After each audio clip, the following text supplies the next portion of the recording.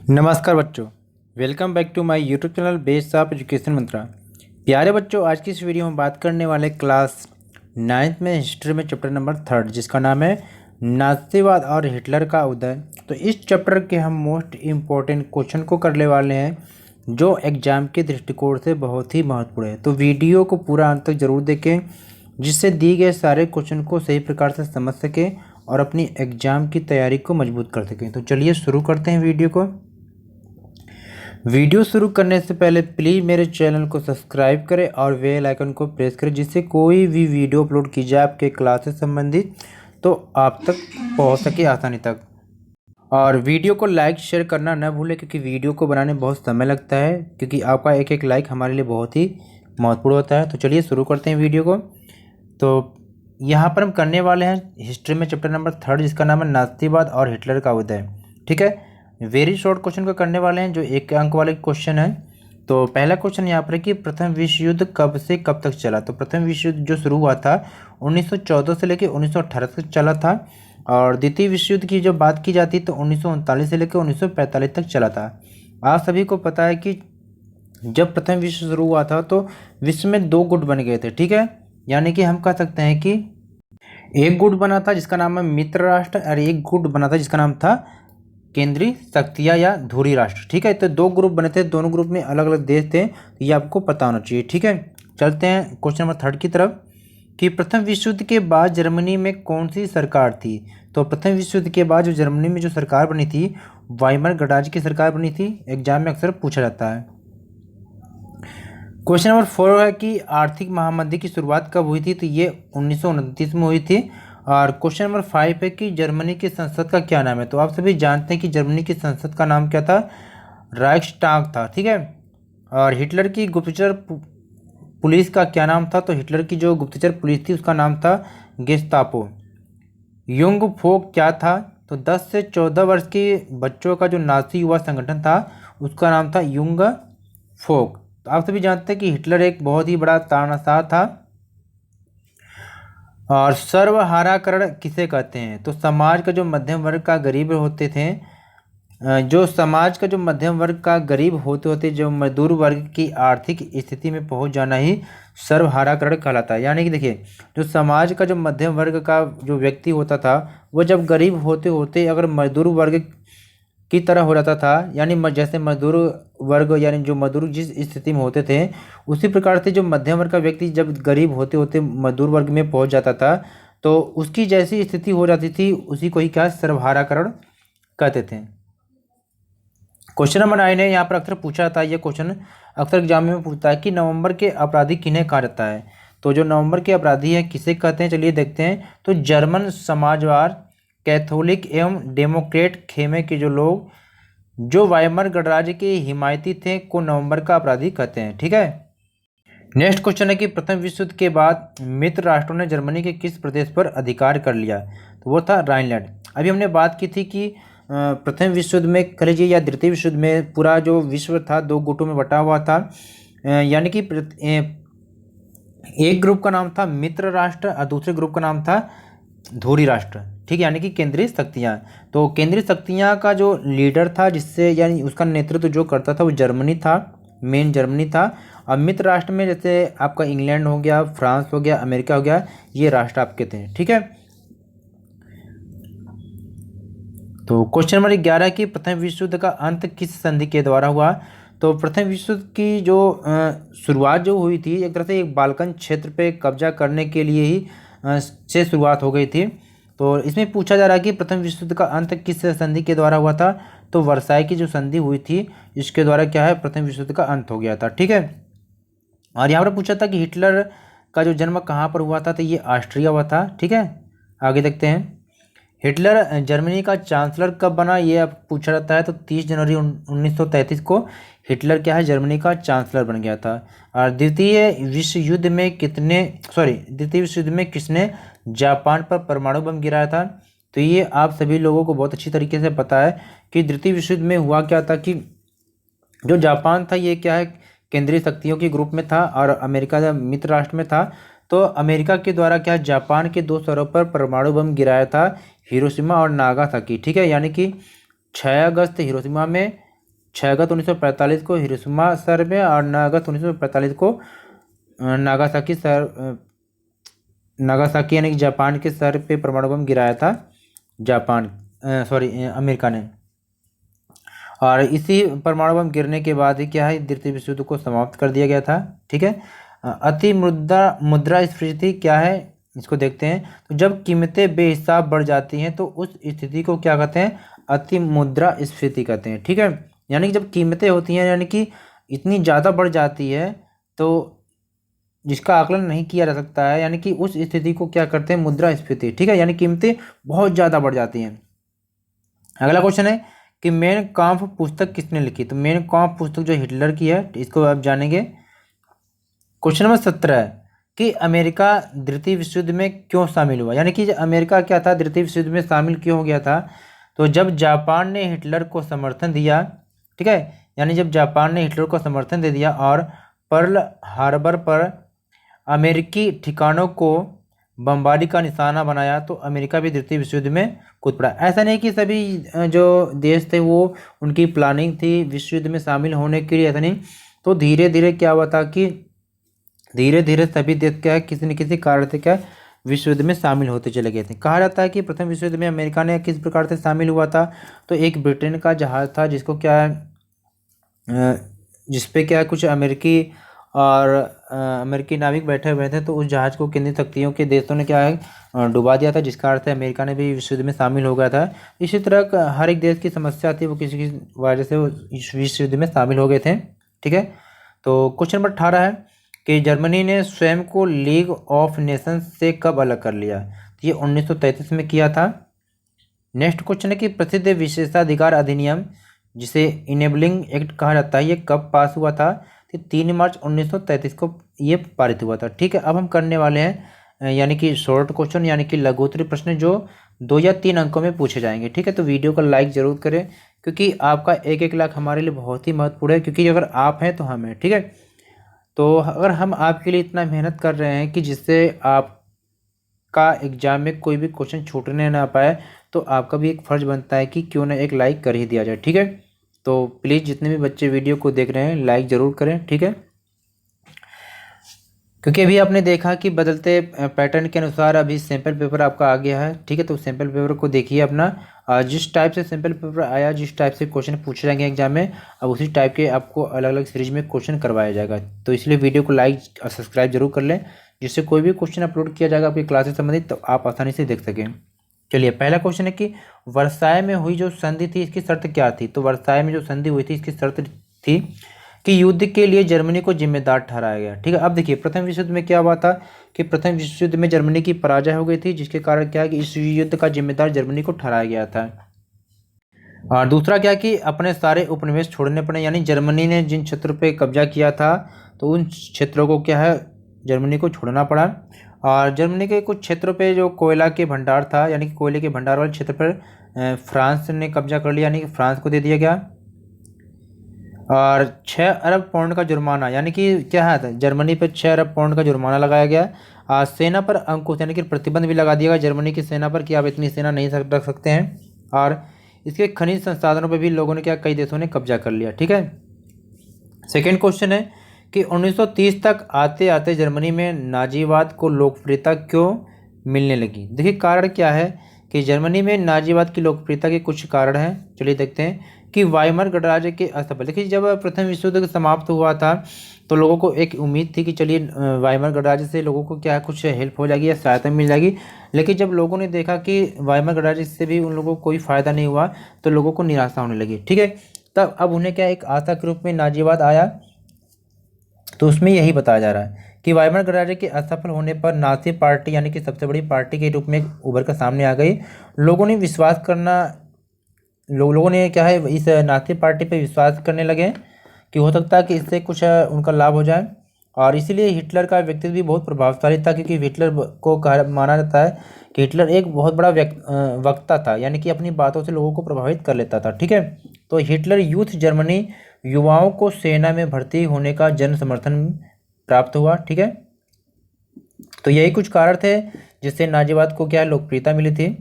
चलिए next question की तरफ कि नाजीवाद आंदोलन की मुख्य विशेषता क्या थी। तो नाज़ीवादी आंदोलन की मुख्य विशेषताएं थी कि जर्मनी में हिटलर के अधीन नाज़ीवाद का उत्थान हुआ, क्योंकि देखिए हिटलर के द्वारा ही क्या है नाज़ीवाद का उत्थान हुआ था, यानी कि इसको बल मिला था, प्रोत्साहन मिला, बढ़ावा मिला। तानाशाही आंदोलन था, क्योंकि ये एक प्रकार से तानाशाही आंदोलन था, क्योंकि हिटलर एक तानाशाह था। तो संसदीय संस्थाओं का इन्होंने विरोध किया था और एक ही नेता के शासन का गुणगान। इसका मानना था कि जो शासन है हमेशा बदलते नहीं रहना चाहिए, एक ही जो है शासक एक ही होना चाहिए था, ठीक है। तो विभिन्न संगठनों के विरुद्ध, ये क्या जो अलग अलग संगठन थी उन संगठनों के विरुद्ध था। नेक्स्ट क्वेश्चन है कि जर्मनी में हिटलर के उदय के क्या कारण थे। देखिए ये क्वेश्चन अक्सर एग्जाम में पूछा जाता है, तो इसको जरूर नोट करेंगे कि जर्मनी में हिटलर के उदय के क्या कारण थे, या कभी पूछ ले कि हिटलर के उदय के कारण क्या है। तो चलिए देखते हैं कि जर्मनी में हिटलर के उदय के निम्न कारण थे। वाइमर रिपब्लिक की कमजोरियां, यानी कि जो वाइमर गणराज्य थी इसकी कुछ कमजोरियां थी, जिसके कारण क्या लोगों ने क्या है हिटलर पे विश्वास किया, जिसके लिए क्या है हिटलर को उदय होने में यानी कि आगे बढ़ने में मौका मिला। वर्साई की संधि की शर्तें, क्योंकि आपने देखा था कि प्रथम विश्व युद्ध के बाद जर्मनी पे क्या वर्साई की संधि थोप दी गई थी, जिससे लोगों क्या है काफ़ी समस्या हो गई थी, जिससे क्या लोग क्या है इससे मुक्त होना चाहते थे। नास्ती प्रोपेगेंडा, यानी कि नास्ती विचारधारा भी इसको प्रभावित किया। और आमूल परिवर्तनवादियों और समाजवादियों में आपसी फूट पड़ने के कारण भी क्या है जिसका लाभ हिटलर को मिला। और सर्वहाराकरण का भी भय था, और बहुत सारी बेरोजगारी थी, और आर्थिक महामंदी का भी समय था। तो ये सारे जो कुछ कारण थे जो हिटलर के उदय होने के मुख्य कारण थे। नेक्स्ट क्वेश्चन है कि लॉन्ग क्वेश्चन, यानी कि दीर्घ उत्तरीय प्रश्न जो 4 या 5 अंकों में अक्सर पूछे जाते हैं। तो पहला क्वेश्चन है कि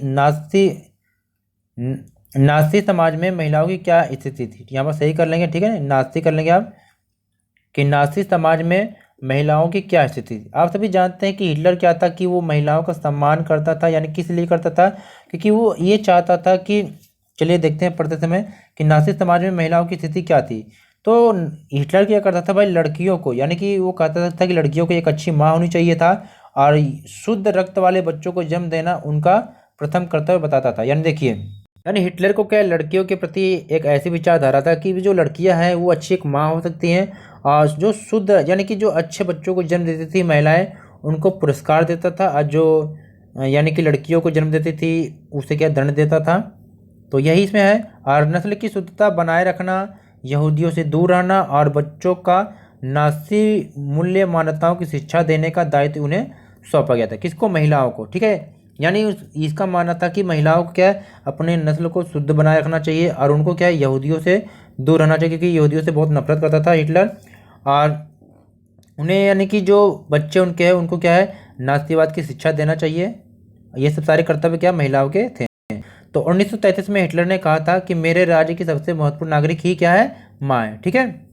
आगे क्या था,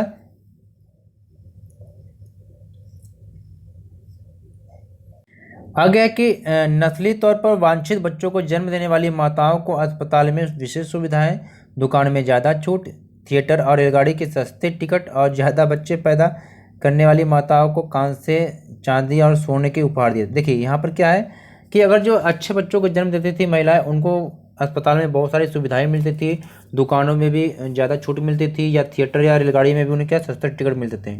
और ज़्यादा बच्चा पैदा करने वाले माताओं को क्या है पुरस्कार भी देता था, कहते कि कांसे, चांदी, सोने के उपहार देता था, ठीक है। लेकिन अगर इसी के विपरीत या उल्टा अगर जो अवांछित बच्चों को जन्म देते थे, जैसे अपंग बच्चों को दे दिया, या कुछ ऐसे जो सामान्य बच्चे ना हो, तो ऐसे माताओं को दंड भी देता था हिटलर, ठीक है। यानी कि आचार संहिता का उल्लंघन करने पर उन्हें गंजा कर मुंह पर काले पोत पूरे समाज में घुमाता था। यानी अगर वो नियमों के उल्लंघन का करती थी तो उनके मुंह पे कालिक पोत के पूरे समाज में घुमाता था। और न केवल जेल बल्कि उनसे तमाम नागरिक सम्मान और उनके पति व परिवार भी छीन लिए जाते थे। यानी अगर वो नाराज होता था महिलाओं से तो उन्हें बहुत सारी यातनाएं देता था, ठीक है। सेकंड क्वेश्चन है कि 1929 से 32 की आर्थिक महामंदी का अमेरिका पर क्या प्रभाव पड़ा। ये भी क्वेश्चन एग्जाम में अक्सर पूछता है, ठीक है। यानी 1929 से 32 के बीच में आर्थिक महामंदी का जो अमेरिका पर क्या प्रभाव पड़ा। तो चलिए देखते हैं 1929 से 32 की आर्थिक महामंदी का अमेरिका पर प्रभाव जो पड़ा उसको देखते हैं। तो अमेरिका में क्या आर्थिक महामंदी जो 1929 से 32 के बीच में आई से जर्मनी की अर्थव्यवस्था क्या है बुरी तरह से प्रभावित हुई थी। क्यों हुई थी, क्योंकि जर्मन निवेश और औद्योगिक गतिविधियों में सुधार मुख्यतः अमेरिका से लिए गए कर्ज पर निर्भर था। यानी देखिए जो जर्मन में जो अगर सुधार की आशा थी तो ये सब कैसे था, क्योंकि अमेरिका से लिए गए कर्ज पर ही निर्भर था। लेकिन जब 1929 में वॉल स्ट्रीट यानी कि जो एक्सचेंज यानी कि जो शेयर बाजार था ये धराशायी हो गया, तो जर्मनी को जो सहायता मिल रही थी ये अचानक क्या है रातों रात बंद हो गई। फिर हुआ क्या कि जब कीमतों में क्या है गिरावट की आशंका को देखते हुए लोगों ने क्या किया कि जो अब शेयर मार्केट में पैसे लगाए थे तो वो वापस से यानी अपने शेयर को क्या बेचने लग गए। 24 अक्टूबर को केवल एक दिन में ही 1.3 करोड़ शेयर क्या है बेच दिए गए थे, और यही क्या है आर्थिक महामंदी की शुरुआत थी। 1929 तक 32 तक आते आते क्या है अमेरिका की राष्ट्रीय आय केवल आधी रह गई थी। तो यही कारण था कि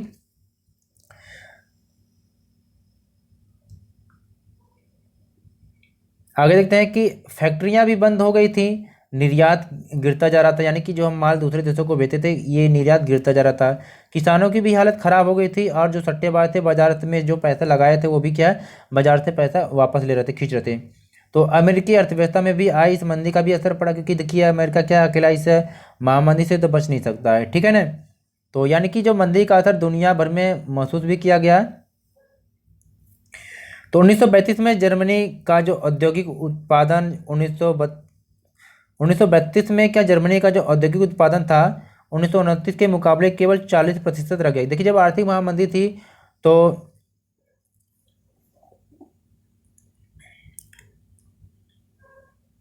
क्या कि उत्पादन में भी क्या है गिरावट ही होगी, ठीक है। अब मजदूर जो बेरोजगार होते चले गए तथा उनका जो वेतन काफ़ी गिर गया। देखिए जब महामंदी जब आ जाएगी तो उसमें आपके बेरोजगार भी होना पड़ जाएगा, और जो वेतन जो वो भी नहीं मिल पाएगा। इसी प्रकार से क्या हुआ कि भाई बेरोजगारी की संख्या भी लगभग ज़्यादा हो गई, यानी कि कह सकते हैं कि 60 लाख तक के पहुंच गई थी। तो आर्थिक संकट ने लोगों में भी क्या गहरी बेचैनी और डर भी पैदा कर दिया कि किसानों का एक बड़ा वर्ग जो कृषि उत्पादों की कीमतों में बेहिसाब गिरावट की वजह से परेशान था। यानी कि देखिए आर्थिक संकट से यानी कि हर एक व्यक्ति जो परेशान थे, और अगर बात की जाए तो सबसे ज़्यादा जो प्रभावित था वो किसान था। किसान का एक बहुत बड़ा वर्ग जो क्या करता था, जो कृषि उत्पाद थी इसमें जो उसकी कीमत जो गिरती जा रही थी, अब जिसकी वजह से किसान काफ़ी परेशान दिख रहे थे। आगे देखते हैं कि जर्मनी की सड़कों पर ऐसे लोग बड़ी संख्या में दिखाई देने लगे जो मैं कोई भी काम करने को तैयार हूँ की लिखी पतक्ति लगाए गले में लटकाए खड़े रहते थे। यानी कि बेरोजगार नौजवान ताश खेलते पाए जाते थे। यानी देखिए जब बेरोजगारी बढ़ जाती है यानी कि जब महामंदी आ जाती है ना, वो भी कहती है आर्थिक, तो यानी कि रोजगार तो कोई रह नहीं जाएगा, तो लोग क्या कितनों भी पैसे दे दो वो काम करने के लिए तैयार रहेंगे। तो ऐसे ही बहुत सारे ऐसे लोग दिखाई देते थे सड़कों पर जो अपने गले में क्या है कि ऐसे तख्तियों पर लिख के क्या लिखते थे कि मैं कोई भी काम करने के लिए तैयार हूँ, ऐसे लगा के क्या गले में लटका कर खड़े होते थे, ठीक है। क्वेश्चन थर्ड है कि हिटलर के उदय के 3 कारकों को स्पष्ट कीजिए। यानी कि हिटलर जर्मनी में, या तो आप इस प्रकार कर लीजिए कि भाई जर्मनी में हिटलर के उदय के 3 कारकों को स्पष्ट कीजिए, ठीक है। तो जर्मनी के लोगों को हिटलर द्वारा दिए गए आश्वासन, देखिए क्वेश्चन इस प्रकार से होता है कि भाई जर्मनी के लोगों को हिटलर द्वारा जो दिया गया आश्वासन था, या कह सकते हैं कि हिटलर के उदय के लिए उत्तरदायी कारक, ठीक है। चलिए देखते हैं पहला क्या था कि महामंदी। अब महामंदी जब आई थी इस दौरान क्या था कि वह नास्तिवाद एक जन आंदोलन के रूप में उभरा एवं नास्ती प्रोपेगेंडा में लोगों को एक बेहतर भविष्य की उम्मीद दिखाई देने देती थी। देखिए जब लोगों को लगा कि भाई आर्थिक महामंदी आ गई है, और उस समय क्या है हिटलर के उदय होने का एक मुख्य कारण था, तो जो नास्तिवाद था इसका जो प्रोपेगेंडा था जिससे लोगों को लगा कि भाई अब हमारा क्या भविष्य इससे ही क्या है अच्छा हो सकता है, तो लोगों को एक उम्मीद की किरण दिखाई दी जिससे लोग क्या क्या है कि नास्तिवाद पे भरोसा करने लगे। आगे क्या है, और हिटलर को अब जानते हैं कि हिटलर एक ज़बरदस्त वक्ता था, यानी कि अपनी वाणी से लोगों को प्रभावित कर लेता था, क्योंकि उसका जो व्यक्तित्व है बहुत ही आकर्षक था, और उसका जोश और उसके शब्दों को लोगों को हिलाकर रख देता था। उसने एक शक्तिशाली राष्ट्र की स्थापना का आश्वासन दिया, यानी कि वह लोगों को क्या कहा कि हमारे पे भरोसा करिए, हम आपकी सारी समस्याओं का समाधान कर देंगे। तो इससे लोगों को क्या है उस पर विश्वास हुआ, और वह वर्साय की संधि में जो बहुत सारी नाइंसाफ़ी हुई थी इन सारे नाइंसाफ़ियों का बदला लेना चाहता था, और जो जर्मन समाज को जो काफ़ी नुकसान हुआ था या उसकी जो प्रतिष्ठा खो गई थी, तो उसको वापस लाने का भी उन्होंने आश्वासन दिया। उसका वादा था कि वह बेरोजगारों को रोजगार और नौजवानों को एक सुरक्षित भविष्य देगा। देखिए अब आजकल जब ऐसा ही होता है कि जो बेरोजगारी की संख्या अगर बढ़ रही है और कोई भी व्यक्ति अगर उनसे कहेगा कि भी जितने भी बेरोजगार हैं मैं सबको रोजगार दूंगा, हमारे साथ रहिए, तो जाहिर सी बात है कि सभी लोग विश्वास करेंगे। अरे ऐसा हिटलर ने कहा और उसने आश्वासन भी दिया कि वह देश को क्या है विदेशी प्रभाव से मुक्त भी कराएगा और तमाम विदेशी साजिशों का मुंहतोड़ जवाब देगा। देखिए जब लोगों के पास कोई ऑप्शन ना हो, अगर उसमें भी एक उम्मीद की किरण अगर दिखाई दे, तो सभी लोग क्या उस पर विश्वास करते हैं। ठीक है, ऐसा भी हुआ। तो उम्मीद करते हैं कि ये वीडियो आपको पसंद आई होगी, क्योंकि इसमें हमने वे सारे क्वेश्चन को इंक्लूड किया है जो एग्जाम के दृष्टिकोण से बहुत ही महत्वपूर्ण है। ठीक है, तो प्लीज़ वीडियो को लाइक करें और शेयर करें, और चैनल पर नए तो चैनल को सब्सक्राइब करें, जिससे कोई भी वीडियो अपलोड की जाए आपकी क्लास से संबंधित आपको आसानी से मिल सके। तो चलिए फिर मिलते हैं एक नई वीडियो के साथ, तब तक नमस्कार। तो प्यारे बच्चों, अगर आप इस वीडियो की पीडीएफ चाहते हैं तो इसकी क्या है, आप इस टेलीग्राम ग्रुप से ज्वाइन करें और चैनल को सब्सक्राइब जरूर करें, और आप हमें इंस्टाग्राम पे भी फॉलो कर सकते हैं। ठीक है प्यारे बच्चों, फिर मिलते हैं एक वीडियो के साथ, तब तक नमस्कार।